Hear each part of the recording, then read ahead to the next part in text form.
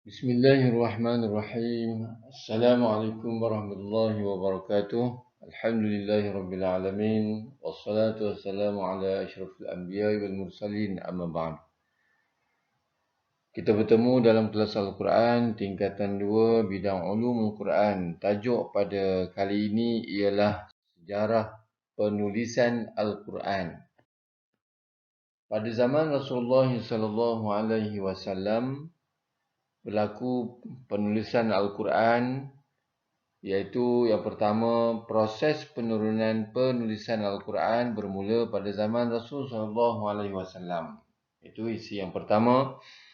Yang kedua, Rasulullah SAW melantik jurutulis Al-Quran dan mengarahkan para sahabat mencatat setiap kali penurunan ayat wahyu Al-Quran kepada baginda Nabi.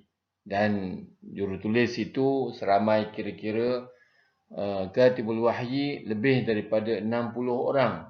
Tetapi yang utama dalam penulis Al-Quran itu ialah Sayyiduna Zaid bin Thabit radhiyallahu anhu.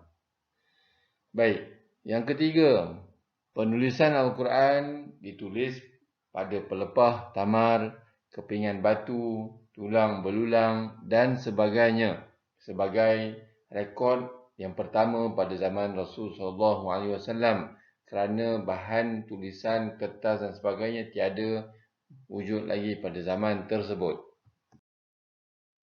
Manakala penulisan Al-Quran pada zaman sahabat Nabi, khasnya pada zaman Sayyiduna Abu Bakar As-Siddiq radhiyallahu anhu, beliau mengarahkan sahabat bernama Zaid bin Thabit Al-Ansari menyalin semula Al-Quran yang telah ditulis di zaman Rasul sallallahu alaihi wasallam.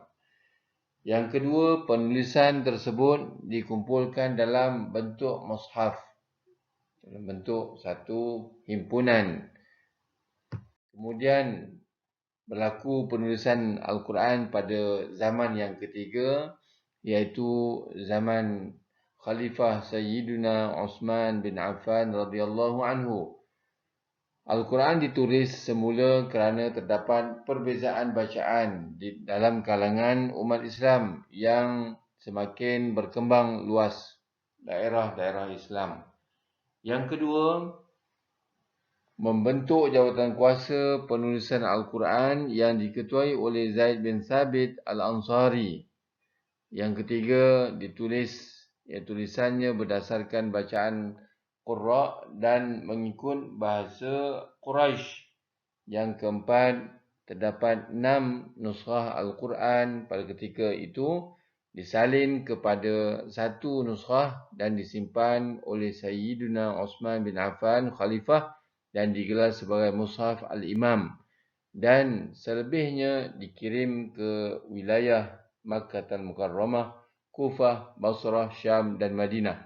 Yang kelima, lembaran-lembaran asal dikumpulkan dan dibakar oleh Sayyiduna Uthman bin Affan